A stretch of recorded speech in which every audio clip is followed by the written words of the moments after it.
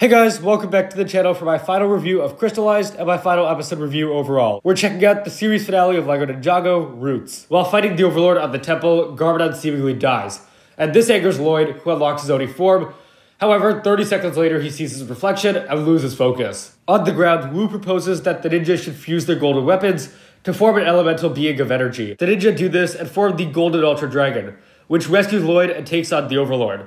They fight for a few minutes before the Golden Ultra Dragon is able to prevail and destroys the Overlord for the final time. Garbanon reveals that he faked his death to anger Lloyd, and the two of them plus Ruby escape the temple.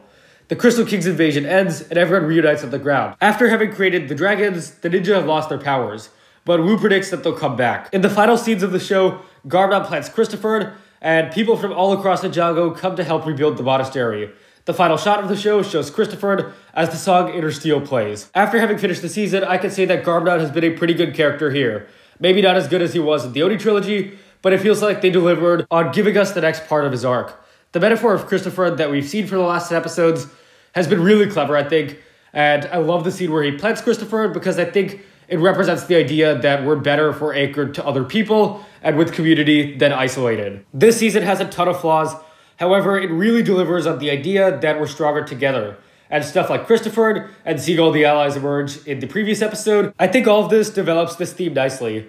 Also, the Golden Ultra Dragon is really cool. I like the idea of it being a manifestation of the Golden Weapon's powers, even if that was a bit confusing. As always, the music is fantastic. We end the series with another incredible score by the composers, especially during the final battle scene, and the scene where Garbanon plants Christopher. The final shot of the series of Christopher, I really like that. I feel like it mirrors the first shot of the series, which also showed mountains and a yellow sky. It's really powerful to see so many different people all coming together to help the ninja rebuild the monastery. I really appreciate some little details here, such as Dareth interrupting Kai and Skylar just like in Season 4, and Garbanon offering a wooden plank to Lloyd is really powerful imagery. Alright, so that was the good stuff. Now we're going to talk about the negative stuff. And seeing Oni Lloyd was cool, but 30 seconds was really a letdown. Aside from that, I feel like this season completely just fails to fully realize Lloyd's arc. Throughout the season, Lloyd doesn't want to use Oni power because he sees Oni as bad, and he doesn't want to be like his father. As the audience, we know this is wrong, because Garbanon is changing, and also the character of Vistake from Season 9 exists to show that Oni aren't inherently bad. Lloyd having these beliefs, as flawed as they are, is fine, but the season should move towards him developing and coming to change his beliefs. Instead, Crystalized proves him correct. The season ends off with the note that Oni power isn't something that should be accepted, because Lloyd sees his reflection and immediately goes back towards normal form. Oni power doesn't even play a role in defeating the Overlord. It's just the dragon that kills the Overlord. For a show about balance, this episode seems to be really one-sided. I really feel disappointed by this, and that honestly, there was no point to the Oni Lloyd story. The season just seems to affirm his flawed beliefs instead of fixing them. Garbanon's fake-out death is also awful and feels really out of place here. I get that this show uses a lot of fake-out deaths, and I guess it's kind of fitting for it to end with one. The Overlord versus Dragon fight is good, but wow, it is way too quick. Everything just happens so quickly, and the Overlord's defeat here feels the exact same as it did in his past two seasons. Really, what is stopping the Overlord from coming back for a fourth time? This isn't an ordinary Ninjago season. It's the final season, and we need closure. For all we know, right now, the Overlord is plotting his return in Season 30. It's also underwhelming that we have no idea what happened to the Council villains. This episode is so rushed. After the battle, the ninja lose their powers. And, I don't know, I just feel underwhelmed by this.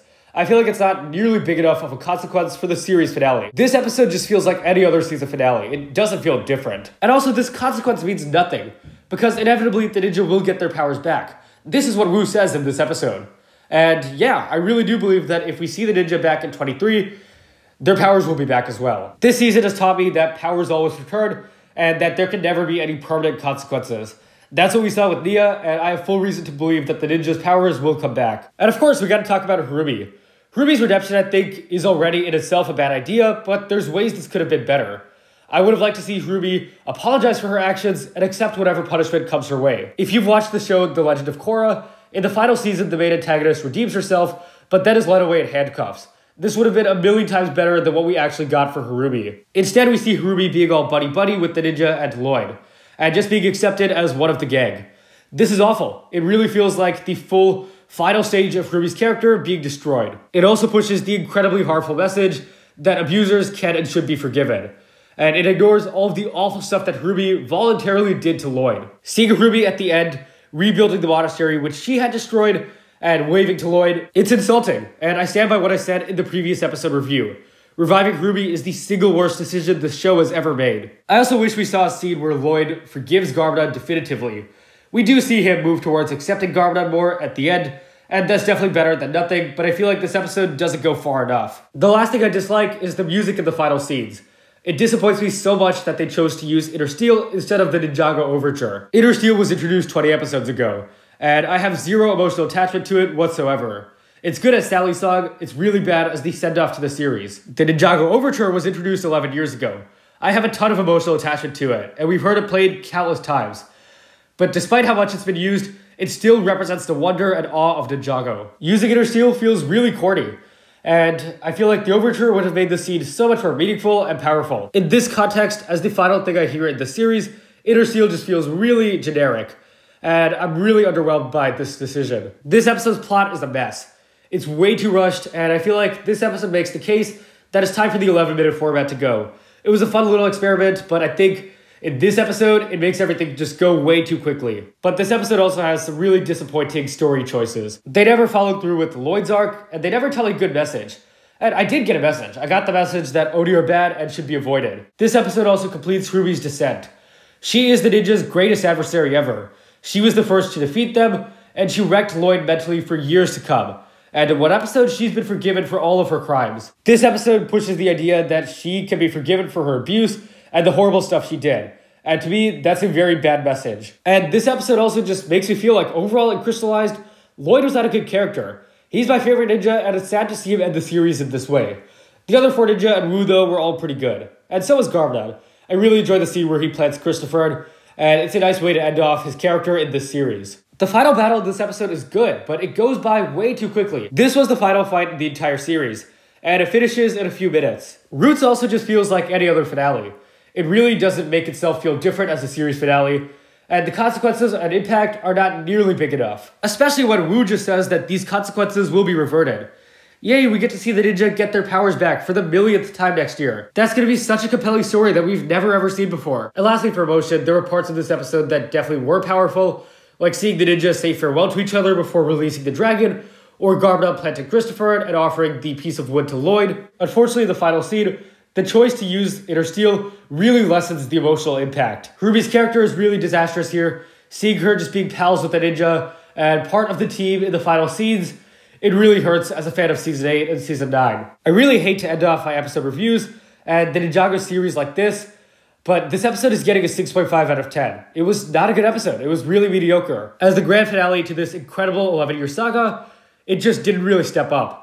And the idea of Ninjago ending was more emotional than this episode itself. Crystalized really went south in its final episodes. And the biggest issues I have with this season, in this order, are Harubi, Nia, and to a lesser extent, Lloyd. This season failed to deliver any meaningful development for Nia and Lloyd. Although Garbanon was really good. And I feel like the production of the season, it's very high quality. The music is great, the vocal performances are great, and visually, it's stunning. Maybe my expectations were too high, but personally, I feel like Ninjago was really strong in recent years. Season 13 and Season 14 were proof of that, and so I expected this finale to be good. I was surprised to see that this finale was just not that great, and it really hurts. Ninjago will always be an incredible series. It just means a lot to me, and it really is unfortunate that it went out like this. I feel like it's worse than the Season 2 finale for sure, and probably on par with the Season 10 finale. And the thing is, neither of these finales were that great. The bar was pretty low. And Crystalized was different from these other two seasons. They had everything set up for a good finale. And they had all these characters from past seasons back. They really raised the stakes, and it just didn't work out. I enjoyed the vast majority of the episodes in this season. Most of them got above an 8.5 out of 10. But because this is the series finale, it really hurts my perception of Crystalized. And ultimately, it just doesn't make me that excited for 2023.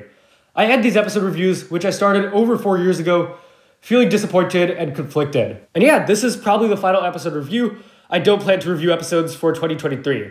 And so thank you to the people who have supported these episode reviews and watched them. These tend to perform worse than other videos, but I feel like there's definitely value in looking at the season through a closer lens and taking a look at the different aspects of it. My plan to end episode reviews is for a bunch of different reasons, which I'll talk about at the end of the year. With episode reviews over, I'll begin my post-season content, and I'll put up a video of my review of Crystalized probably within the next week. Thank you all so much for watching, guys. If you enjoyed, please leave a like, subscribe, share with anyone ever you know. Share thoughts of the series finale of Ninjago, Roots below, and I'll see you guys next time.